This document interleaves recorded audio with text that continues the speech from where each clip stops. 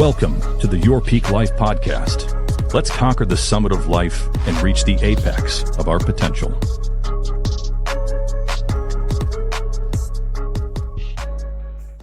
Welcome to another episode of Your Peak Life podcast. And I'm here with Miss Tanisha Jones. How you doing? I'm doing great. Thanks for inviting me. Yeah, no, it's good to have you. You got good vibes, cool ass person. I could say in the industry, you're one of the ones that is out there making reels, everything video content. Yes. You know, you and Davina are dope on the video content. Thank you. Well, tell everybody a little bit about yourself. Where are you from? So I'm from Oak City, North Carolina. It's a small town. I always refer to it as the Sticks because it's surrounded by trees. Okay. And it's one stoplight, a couple stores, and that's it. So I'm from Oak City, North Carolina. I was born and raised there. And after I graduated high school, I moved to Jersey. But majority of my family is from North Carolina. My grandmother raised me. So, yeah. Yeah, and you just posted a video, you picking up mail for your grandma, correct? Yes. Tell everybody, how old is grandma? My grandmother is 92 years old, but she's like up and walking, and she would definitely put you in your place. That's cool. No, that's cool. You got to get time out there with grandma. My grandfather, when he was older, he started getting dementia, right? But it was funny because I would go visit him, and he, in his head, was young again. Oh. He was out there working the fields. He'd be working. He's like, I got to fix this fence or whatever. And he'd be whatever, fixing a fence. In his mind, he was still young, 20. So it's great to have a grandma like yours at her age, still walking around. Yes. Conscious, putting people in their place. Yep. How often are you going out there? As much as possible. Probably not enough for my grandmother, but I try to get to her maybe like 2 or 3 times a month. Okay. And so North Carolina, went to Jersey, kids. Yes, I have a 16-year-old daughter, Nyla. Oh, Nyla, okay. Yes, she's awesome. Great. Is she like my kid? Like she's in a room, not talking to anybody? Yep. Yeah. Don't want me in the room. Like, get out my room. It's her apartment, I call it. Somebody explain that. Like girls. Right. They like just lock themselves up with their thoughts. It's dangerous. So you're North Carolina. When did you get to Virginia? I got to Virginia in 2014. I actually was living in Mooryock for like a year, and then I moved to Chesapeake. Okay. So, yeah. Which one do you like better? I like Chesapeake better because I like where I live at. It's a great environment. It's not the Sticks. Yeah, it's Got not it. the Sticks. And then what were you doing in between, I guess, 18 to now? Like, Oh my because goodness. obviously now you're in real estate, but Right. what does that life look like in between? It's just it was I had a very interesting life. Like I definitely when I left Oak City, North Carolina, I moved to Jersey. Yeah. That's where my mother was living. So I moved there. I immediately got a job at Macy's. Gotcha. And I could hear the Jersey a little bit. I can. Yeah. Have you talked to Edwin? Yes. Does he know? Oh, Yes, okay. yes. He goes wild. Like anytime he meets anyone from Jersey, he goes wild. Yes. I lived in the same area he did. So Yeah. I mentioned a couple I spots could to almost him. like verbatim, like copy the guy. New Jersey, Patterson, New Jersey, whatever. Yeah. Okay, so you're out there, and how was that? Cold, obviously. It was cold. When I first got there, I experienced my first winter storm, and it was so interesting. It was actually great because I'm younger, so I was taking a bus to work back and forth. Okay. And in Jersey, it's like it snows, life still goes on. Yeah. Nothing's closed. Right, I can see that. Is it like snow, like you got to dig your car? Well, you didn't have a car, right? You're riding the bus, but it's like, is it like a couple of feet? Yes, it was like almost to my knees. Oh, hell no. Yeah, walking to the bus stop, and that was very interesting. I felt plenty of times. So it was fun because my cousin, she moved up a little bit before I did for North Carolina. So Yeah. it was like me and her like out there. Oh, that's nice. Yeah. So you had a little partner over there. Yeah. And then riding the bus. Yes, 712. Yep. Hey, The bus was fun back in the day. The bus was a lot of fun. It was a new experience because where I'm from, there are no buses. Yeah, you need a car to get You around. need Really, a car. Yeah. So it was great because it was so many buses. It's like you didn't have an excuse not to be able to get somewhere. Yeah, I remember like in San Diego. That's originally where I'm from, and I want to say it was the 901 bus that would take you from Coronado, which is its own little island, Coronado to downtown San Diego, to wherever in San Diego, then down to like Tijuana. Oh wow! Like if you want to go party in Mexico, so Really? it's like it's $2 to take you all around. I always want to go to Tijuana. Yeah, it's crazy. Yeah. It's crazy nice. It's crazy fun. I would recommend it. Like Yeah. that's where I spent I would say a good chunk of my life living in Tijuana. Really? Oh, Yeah. wow. So my mom would send me out to Tijuana because she didn't want me to join the gangs in LA. Oh wow. So growing up, every summer, I'm living in Tijuana, Yes. somewhere in Mexico. I am not in LA. Right. Yeah, I mean, and it helped. I from a young age, I got to see something totally different. It's a different way of life. You know, people think it's funny when they talk about like they're bringing the worst from Mexico, and I'm like, actually, the gang started in LA, That's what I hear. and they're getting sent to Mexico. But my poor side out there, we would have to build outhouses. We would have to go, hunt wild boar. Like the first time I killed an animal, like to eat, was out there. Really? Like, yeah. So that's y'all how ate we from were. the land. Yeah. Yeah. The city's there, Yeah. but my family lived up in the hills. There was no streets, all dirt streets. A lot of us had, or my family had dirt bikes and quads and things like that. That's how we get around. Oh wow. That's awesome. Yeah. Like 12, 13, Yeah. get on my quad. got to go to the store, get some Coca-Cola. Coca-Cola. Coca-Cola. But yeah, okay, so Jersey, and then you end up in Virginia. Yes. I ended up in Virginia. What are you doing in Virginia? So I moved. So okay. I was already like when I lived in Jersey, I was going back and forth because my daughter's father lived in Virginia, but he's originally from Patterson. Okay. So I end up like moving here once I had the first time I moved here. It's gonna get a little strange. The first time I moved here, when I had my daughter and I was living in Virginia Beach, so it was great. But then I ended up moving back to Jersey. So when my daughter turned 5, that's when because I knew I wanted to raise my daughter in the South. Okay. I just thought like it would be a little bit too fast for her up there. So we moved back to Virginia, and it was great. I mean, I'm like now I'm a single parent, so I'm doing all the things, and it's just like it was a whole new experience for me. How, does your daughter like it here? Like she doesn't want to move, I'm guessing, at this point. No, she loves it here. All her friends are here. Yeah. But she loves the fact that she was born in New Jersey, in Patterson, New Jersey, because that's her That's the like cool thing. thing. Yes, Yeah, that's yeah. her cool thing. Like I'm really from New Jersey. Yeah, gotcha.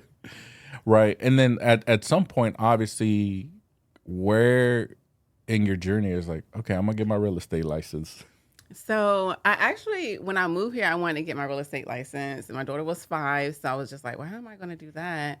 My mother was already, she had moved she was living in Jersey. She sold her houses, moved down here because she had already had like rental properties and investments in North Carolina. So she just moved into one of her homes. So I was just like, wow, that's great. She's retired because she was working at Macy's too. She was in the Army. She got the Army. She worked at Macy's shoe department for like 20 years. And then she decided to quit and just retire. Okay. So I was like, that's awesome. Like, I want to be able to retire like at 50. So I wanted to get into real estate, but then I was just like, yeah, it wasn't the time because my daughter was so young. Yeah, Yes. it's time consuming. It's Yep. time consuming. And then I didn't really actually have family in Virginia. So it was just me. So I was like, I'm just going to have to wait a little bit longer. So I waited until she was like old enough, like 11, 5 years later. And then I decided to get my real estate license. And it was during COVID. Oh, yep. Yeah, so that kind of delayed the So was it process. 2020, 2019? 2018, like the end of 2018, Okay. I went to Alpha Real Estate School, and then after I finished that, then that's when we kind of COVID happened. So my PSI kept getting pushed back. Yeah. Yeah, right in the beginning of COVID, like the beginning of COVID, it was like scary, right? Nobody knew Yes. what it was. It's Right. like I felt like a hero going to the grocery store, like I made it out. You know, like Exactly. yeah, and it was like everything was shut down, right? Everything was And shut down. Mike and Eric started this company in the middle of COVID, and everything shut down. Wow. So yeah, okay, you can't take the PSI test, but then you get into real estate. How was the beginning?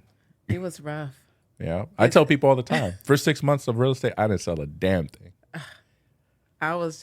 It was so rough that I was just like, you know what? Let me fall back a little bit because I didn't know what I was doing. I was just, Yep. I just found a brokerage and it was one of the brokers that had came to the school, but I had found a brokerage and I was just like, okay, but I didn't know what I was doing. So it was really rough. And yeah, it was a lot. Yeah, and that's the biggest key is you don't know what you're doing because I thought I was doing all the right things. I was doing open houses, door knocking, handing out flyers. But even if I had a conversation with you, just any conversation, it's like how do I get you to a lender to get pre-qualified? I didn't have that network. I didn't know how the lending side meshed with the contract because I wasn't that familiar with the contracts either. I hadn't done one. I hadn't done anything. Right. So a lot of hours wasted for me as far as prospecting and didn't really get anywhere. I joined the team. That's when I really started rolling. I had some, training and mentorship. I guess, is that when you meet Davina or you were still solo before all of this? I was still solo, and actually, it was like a year later, and I was like, I'm just going to really focus on real estate because I mean, this is what I want to do. I'm not going to give up. So, actually, one of the agents, he sent out an email. He was like, "Does anybody want to do my open house?" So I was like, "Yeah, I do it Saturday and Sunday." Like, Okay. I had plenty of time on my hands. I didn't have any clients. Right. So that was like the beginning of everything, really. Like that gave me hope. So I said yeah, and then he disappeared. Like I'm just like, so I had to reach back out to him. I was like, "Hey, you still want me to do your open house? It's getting close to Saturday." And I didn't have any I just knew I was going to show up and open the door and bring some balloons or whatever. So Do the sellers know I can go there, right. Like, what do I like? How do I do this? But I knew I was going to do it. I'm Googling and stuff like that. So, Okay.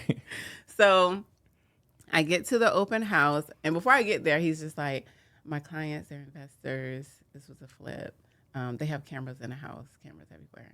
So I'm like, okay, Yeah. it's empty. So it's gonna be me. And it was in Portsmouth, and it was in an interesting neighborhood. And I was just like, I really didn't care. I mean, was I lived active. in Patterson for 12 years, so. Yeah. So I ended up going there and doing the open house the first day, and I actually did my first TikTok at the open house. All right. Yeah, so it was like a first everything at this. So is this open like house. 2020 now? No, this is 2021. Okay. Yeah, 2021, I believe. All right. So you do your first TikTok.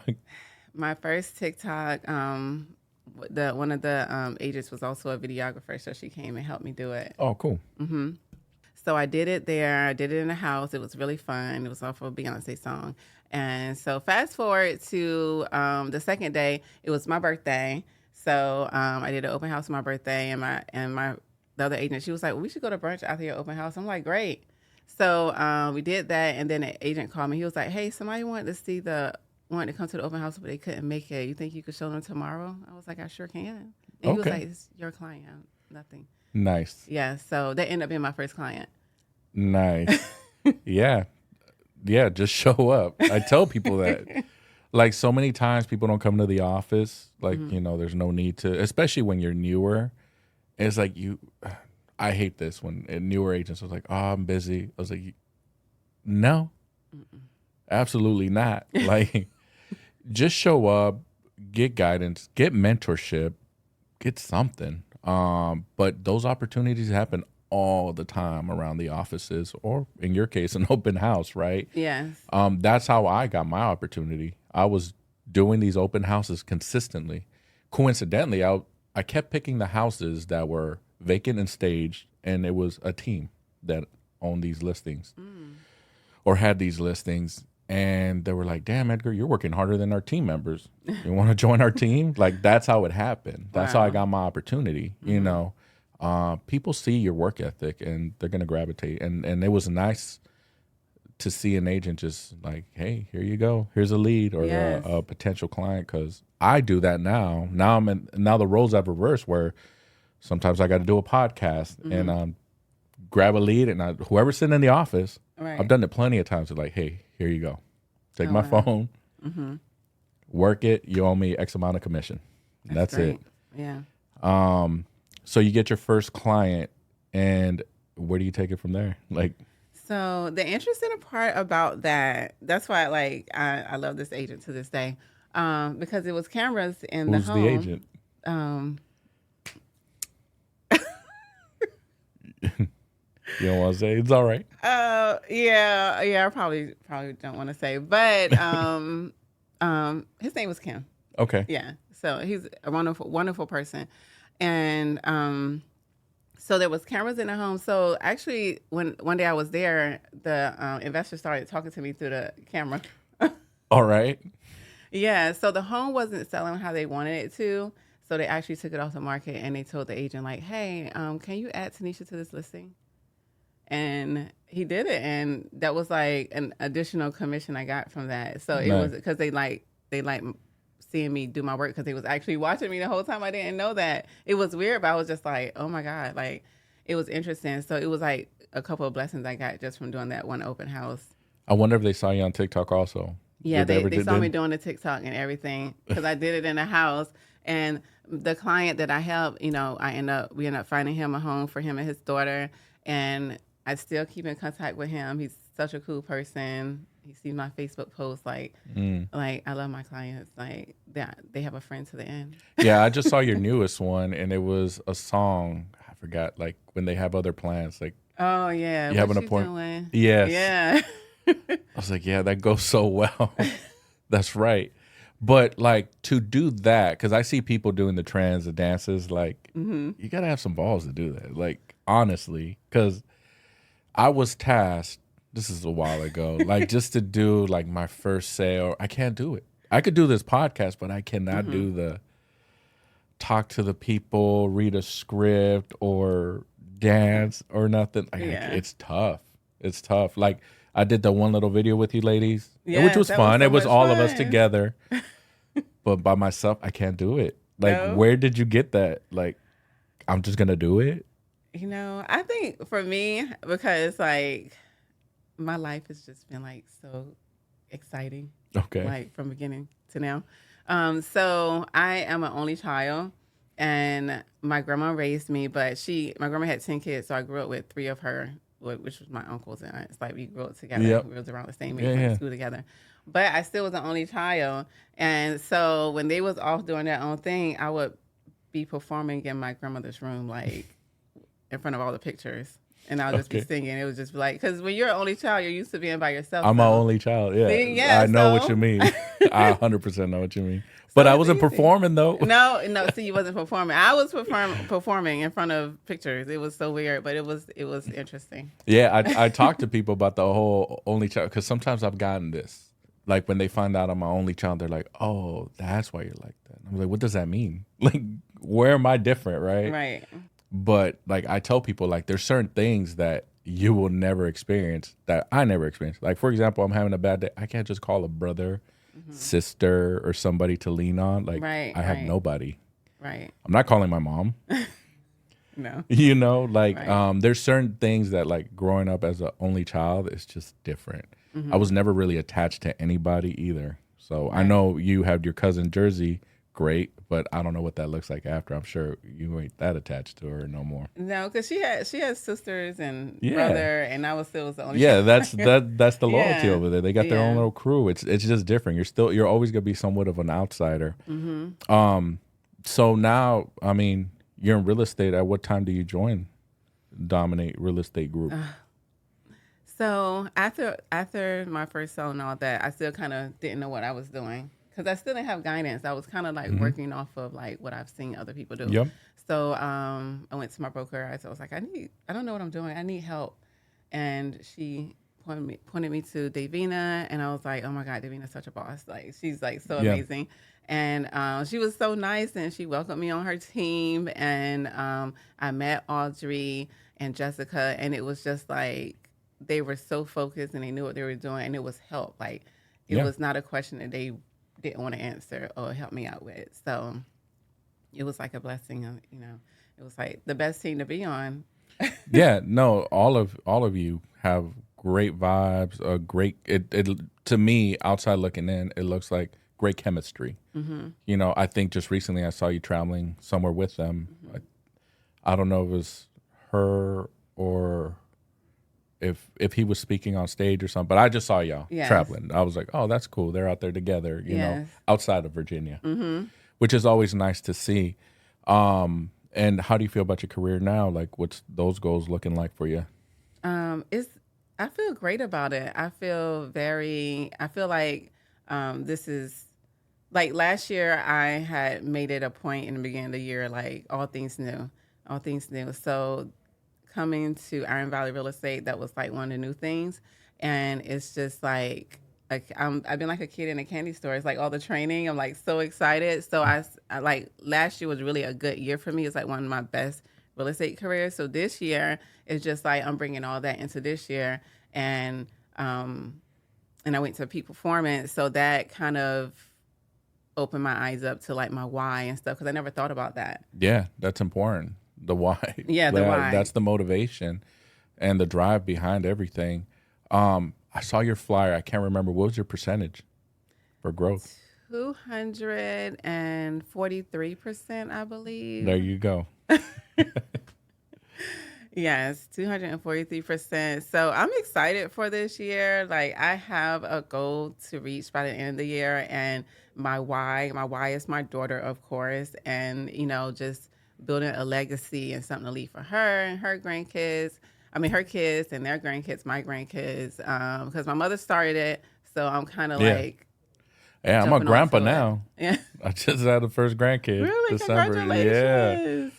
So yeah, I feel you. No, I mean, it's. I hear it a lot. You know, people want to leave a legacy, and for you, like whatever that goal is, what you're doing now today is those steps to get you there. Like, yes, there's a goal there, but what you're doing today, right, is what's going to get you there.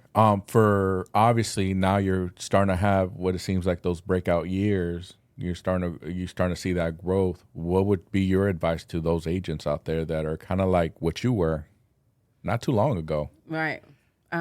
Just lost in the sauce? Lost in the sauce, just completely lost to know which path to go down.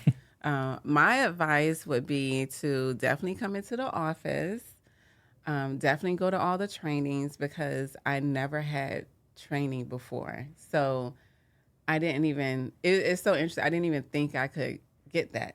Like, I didn't know how that worked. But when I came here, I was just like, okay, I'm coming to all the trainings as much as possible. Yeah. And we're unique. I don't know. I can't speak. There are other brokerages that have training, but I don't think they have training as excessive as we are. Right. Not only that, I think what people like is that we are personally doing the training, where it's Mike and Edwin.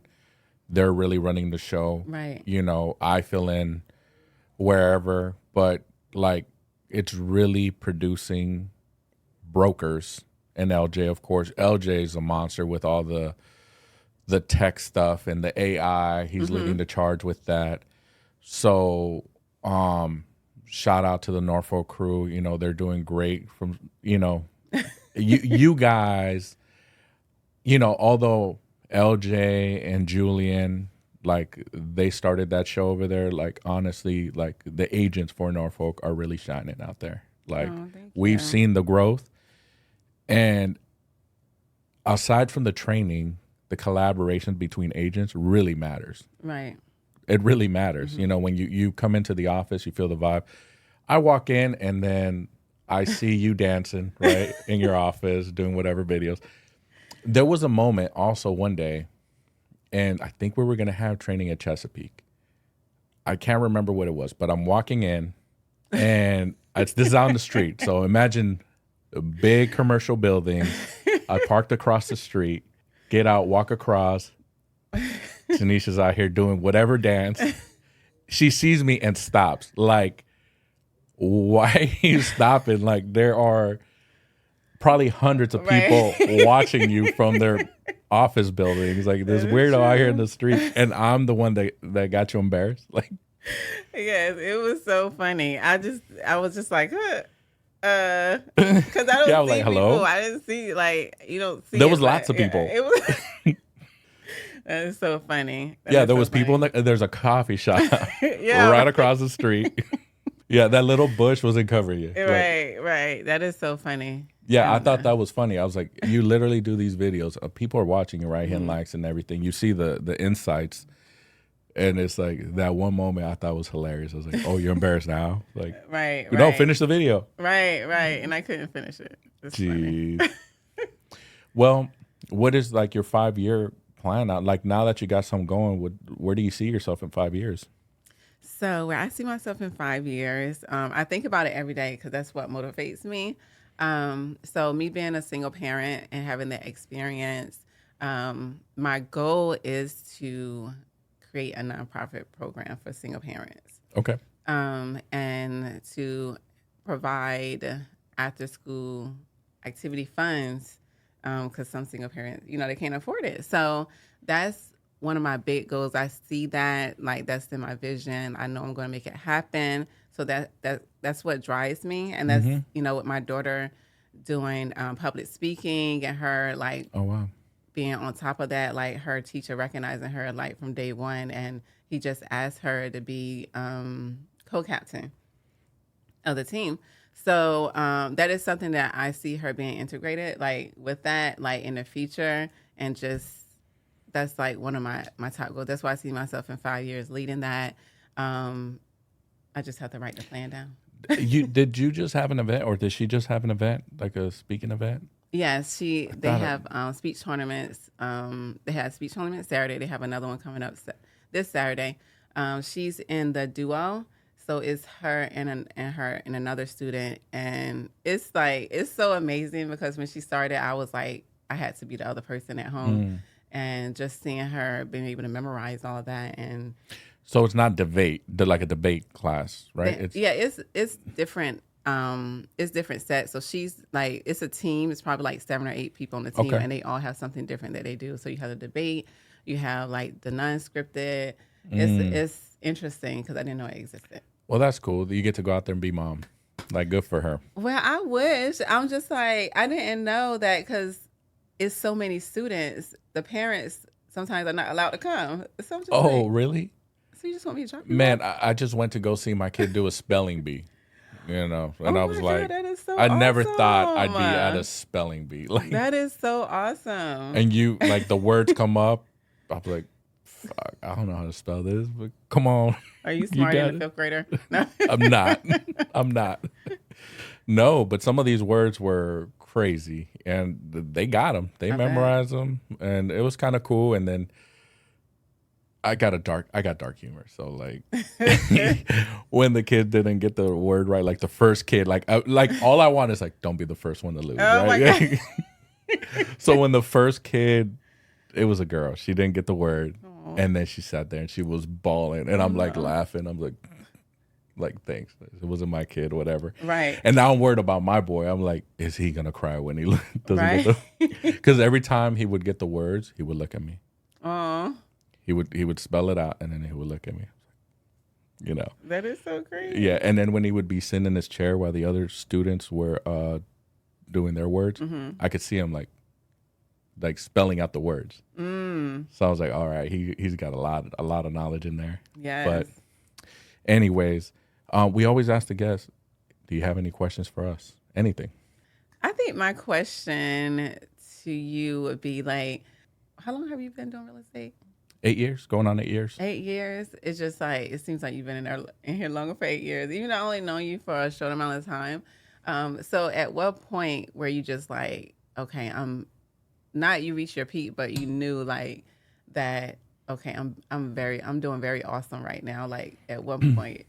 Man, that's hard to say. I knew I was doing good. I don't think any of us, we just had this conversation, give each other enough credit.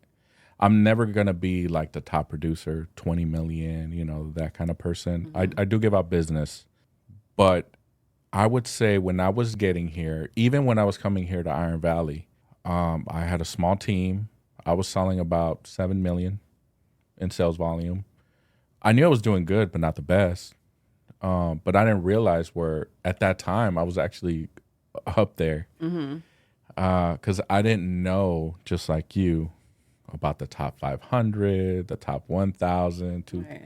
Like you don't know those analytics until you start getting into the rooms, and it's like, hey, there's 10,000 agents, and you're one of the top whatever. And then I started realizing, oh, I actually am doing pretty good. And then I'm going to the award ceremonies for Hurrah at the time.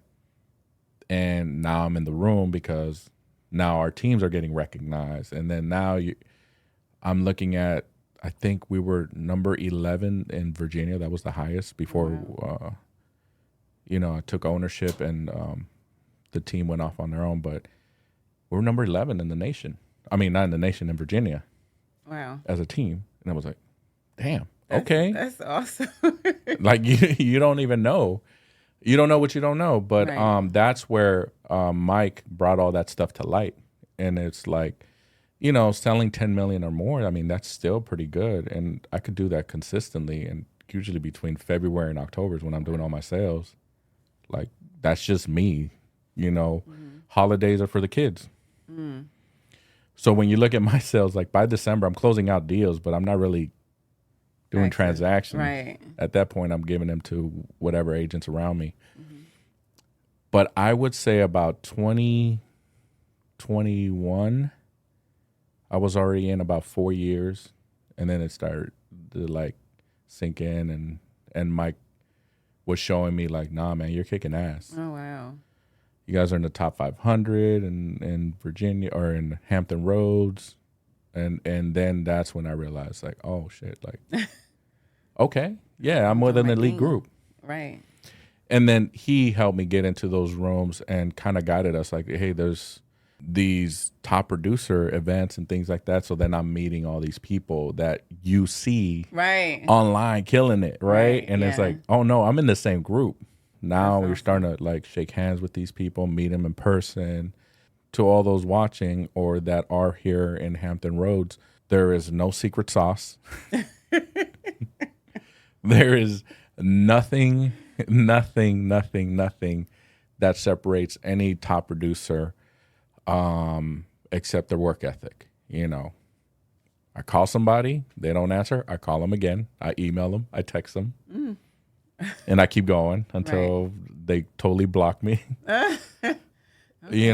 And other things that set you apart is all your systems. LJ's great at that. He's great at systems. Something I've was lacking on and I'm implementing. And also, the mentorship. I, like yourself, didn't have any guidance or mentorship. Although I joined a team, later on I realized the team wasn't that great. They did help me. It served its purpose, but then you start working with a Mike Little, Eric Edwards, and you start to see like, oh, shit, there's a different level to this, right? Yes. The level is a little bit more aggressiveness in your follow-up. Anybody who is buying into lead sources, because I bought into Sync, I bought into Zillow. All that doesn't matter if you're not making the calls and following up. Right. It doesn't matter. And I have tons of agents who came through my team and were let go for not doing what they were supposed to. But back to your original question. I would say 2021 is when I really started realizing like I was up there in numbers and growing. But for you, right now, I think we have a little over 77,000 agents, I'm sorry. And then I forget what the stats were. We just posted it today. I can't believe I don't remember this, but it was something like, it was 74%. 70% of agents nationwide didn't sell a single house last year, 2024. over 80% in Iron Valley did sell homes. Oh, wow. So think about that. Only 25% of agents nationwide were selling properties. You're one of them. And you grew your business. Yes. Yeah. Yes. So the more people leave the industry, it's going to be better for you if you keep doing what you're supposed to be doing. Yeah, because I'm not going to quit. No, don't. Like that's the other I'm big gonna key. go harder. Yeah, that's the other big key. Like in 6 months, I didn't sell a house in the beginning. I could have quit at any point. I just didn't. And opportunities just arose. But Tanisha, thank you for being here. I really appreciate it. Hope everybody watches. Subscribe, share the post, please. We'll see you in the next one. Thanks.